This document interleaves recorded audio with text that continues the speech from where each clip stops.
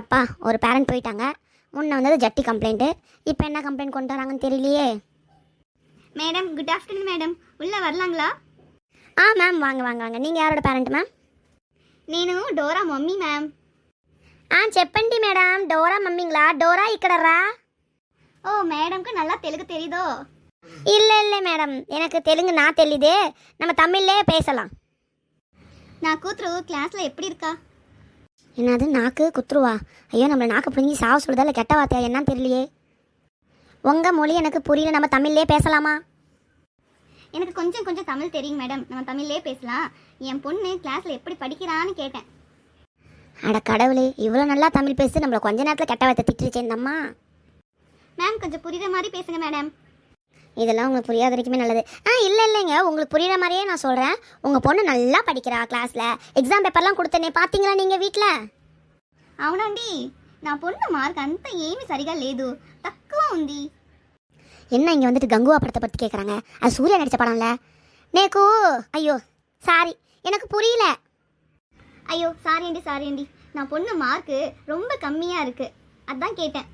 இல்லையே, மார்க் எல்லாம் நல்ல நல்ல மார்க்காக தானே எடுத்திருந்தாங்க. நீங்கள் கரெக்டாக பார்த்தீங்களா? எவ்வளோ எடுத்திருந்தாங்க சொல்லுங்கள். చెప్తున్నానండి, ఇంగ్లీష్ 98, తమిళ్ 96. சத்த வெயிட் చేయండి 98 96 நல்ல மார்க் உண்டி. ஐயோ 98 96 நல்ல மார்க்கு தானே, அது ஏன் நீங்கள் கம்மிங்கிறீங்க?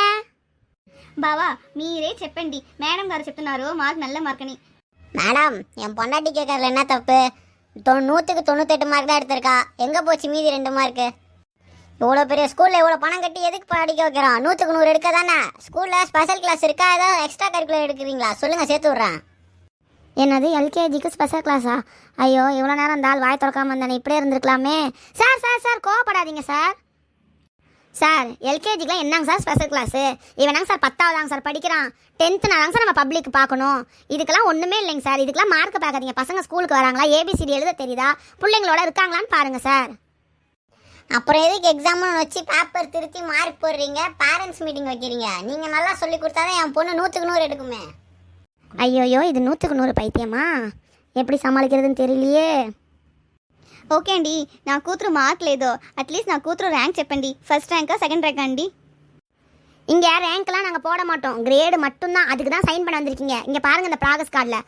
அடுத்த டைம் வாங்க, கண்டிப்பாக உங்கள் பாப்பாவோட பேப்பரில் எல்லாமே நான் 100க்கு 100 போட்டு நல்லா படிக்க வைக்கிறேன். இப்போ ரேங்க் கார்டில் சைன் பண்ணுறீங்களா? ఓకే అండి, చాలా హ్యాపీ అండి. నాకు నా కూతురు మార్కే ఇంపార్టెంట్ అండి. ஓகேங்க மேம், ரொம்ப சந்தோஷம். 100க்கு 100 எடுக்க வச்சுருங்க, நாங்கள் கிளம்புறோம். நேனும் ரொம்ப ஹாப்பி. நீங்கள் வெள்ளண்டி. ஸோ அப்பா கொஞ்ச நேரத்தில் என்ன தெலுங்கானா ஸ்டேட்டுக்கு மாற்றிடுவாங்க போலகுது. நல்லா ஆல்ரவுண்டர் ஆதார் போட்டாங்க. எல்லா ஸ்டேட்காரங்களும் நம்ம தமிழ்நாட்டில் தான் இருப்பாங்க போலகுது. அடுத்த தடவை நல்லா ஞாபகம் வச்சு அந்த பாப்பா பேப்பரில் நானே எழுதி 100க்கு 100 மார்க்கை போட்டு முதல்ல பேரண்ட்ஸை சாட்டிஸ்ஃபை பண்ணும் போலகுது. பா முடியலையே குருவாரப்பா. మీకు ఈ వీడియో పిడిచిందా? ఈ ఛానల్ సబ్స్క్రైబ్ చేయండి. అవుండి, మరకామ సబ్స్క్రైబ్ చేయండి.